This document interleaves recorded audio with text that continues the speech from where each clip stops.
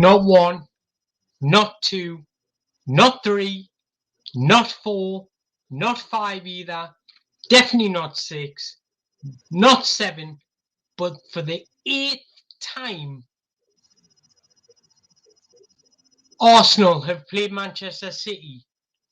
Finally, Mikel Arteta gets his win, and will this cement them as real title challengers? Not only that, but title winners. So yesterday we seen Arsenal beat Manchester City 1-0 for the first time in the Mikel Arteta era in the Premier League, and what a terrific football game that was. Personally, I love chess matches games. And this is exactly what it was. Both teams had players missing. Both teams kind of went for the win. And for me, I think 0-0 was probably about right.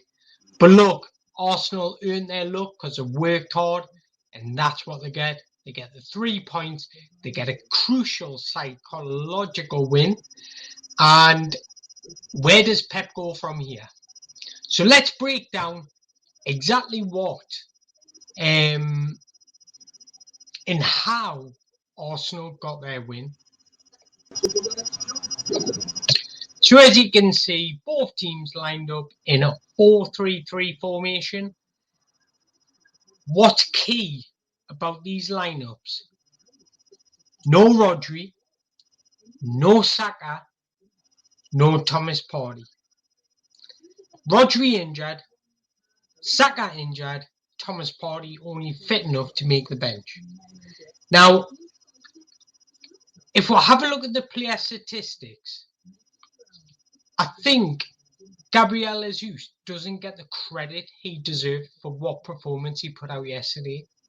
Yes, he might not be the most influential player in terms of on the ball, but his work rate and desire off the ball was absolutely infectious, and it was crucial to Arsenal winning that game. Now, if you look at the summary, right, most tackles, Gabriel Jesus. Ground duels won, Gabriel Jesus. Attack, shots blocked, Gabriel Jesus is in there within the mix. Successful dribbles, Gabriel Jesus is up there, just beaten by Phil Foden.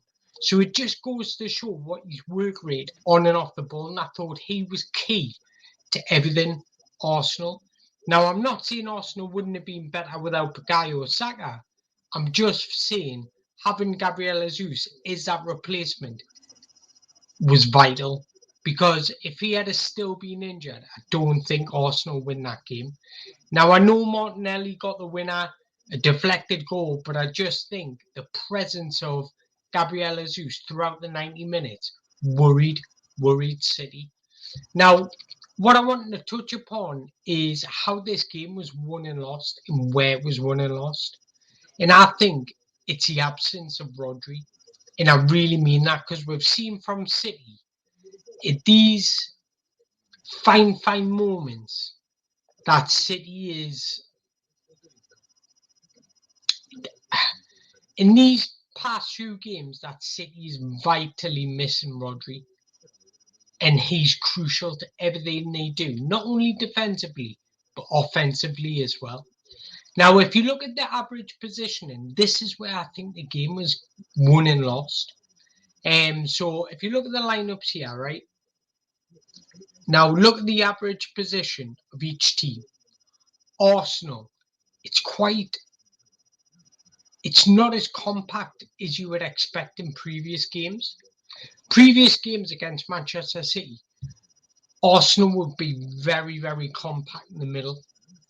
Now, the fact they've got Odegaard supporting Gabriel Jesus and giving them that width in those key areas is vital. And if you look at Ben White's positioning, it's over the average positioning, it's over the halfway line. It just goes to show how much intent they had on attacking. Now, I know, I get it, Trossard come in, he tucked in deep, but when Martinelli come on, that did change. Martinelli provided width on the left, just like Gabriel Jesus did on the right. Now, if you look at City's lineup, there's absolutely no width. Rico Lewis, Julian Alvarez, Erling Haaland, Phil Foden, Kovacic, Bernardo Silva, they're all in those central areas. You can literally put them in a fine box. And they're just providing no width. And I think that fell in Arsenal hands because Arsenal are very, very good. I forgot to share my screen, so I'm just going to go over Arsenal's again. So if you look at Arsenal's width, you've got Gabriel Jesus on the right. Gabriel Jesus, Nketiah through the centre. You've got Martin Odegaard supporting him. And if you look at Ben White's positioning, it's over the halfway line. And that's kind of the same with Zinchenko. So they weren't afraid to leave two at the back against Erling Haaland because they knew Man City wouldn't have that threat in behind. And that's because Rodri was missing. And I'll tell you why. Look at City's lineup. You can all fit them in a box. You've got Phil Foden, Bernardo Silva, Kovacic, Phil Foden, Erling Haaland, Julian Alvarez, Rico Lewis, all within that centre vicinity. And that fell into Arsenal's hands because Arsenal are very, very good in central areas. You've got Declan Rice, you've got Jorginho, who's underrated for his intelligence. Then you've got Thomas Partey to come on, don't forget, who can literally break up play willingly. And the work rate at Declan Rice, it's a work rate of two players. And without Rodri there, they tried to overcompensate in the middle of the pitch.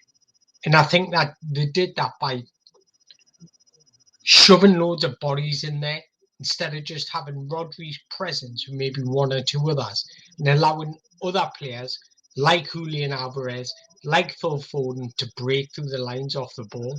And they just didn't have that anywhere yesterday. Now, if you look at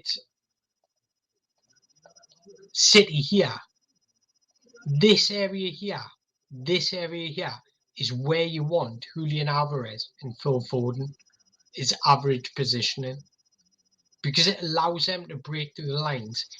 And Arsenal are very good at defending things that are in front of them. The way you get at Arsenal is in behind, and City just didn't pose that threat at all. It got a little bit better when Jeremy Doku come on, as you can see his heat map there, but it just wasn't enough. It was too late. And with the other two substitutions, they just don't provide that line break and running that's needed to win a game, in my opinion. Now, what Arsenal did great was utilising Gabriel Jesus, just getting his energy up and down that line, and that's why they had Ben White so high up supporting him. Now, with Rodri there, if Rodri was there instead of Bernardo Silva, he's excellent at spraying those balls wide and quickly to get them wingers isolating the fullbacks. And that's exactly how City break through the lines. Without him there in that team, we've seen it with Fernandinho when he went out the squad before Rodri's arrival. This similar thing happened. Pep likes to overcompensate for when players are missing. Key players, should I say. And Rodri, with him being a key player, he's overcompensated and lost that game. Yes, you can say arguably it could have ended it in a draw, but out of the two, it was Arsenal that was more likely to win that game. So, I thought William Saliba was absolutely terrific. And if you go back to my tweets when they first signed William Saliba, I said he would be Arsenal's best defender and one of the best defenders in the Premier League. And I stand by that because he's absolutely outstanding. So that's where my thoughts are won and lost. Now, can Arsenal win the league? I tweeted out at the start of the season I didn't think Man City were going to win the league. Now, I did say I thought Liverpool were going to, but you're allowed to change your mind, aren't you? You're allowed to change your mind, and I honestly think Arsenal have got a chance of winning this league. Because the reason why I say this, because Tottenham are going to lose Bissouma and Pape Matar Sarr to African combinations, and that's a core in the heart of their midfield gone. Arsenal will just lose Thomas Partey.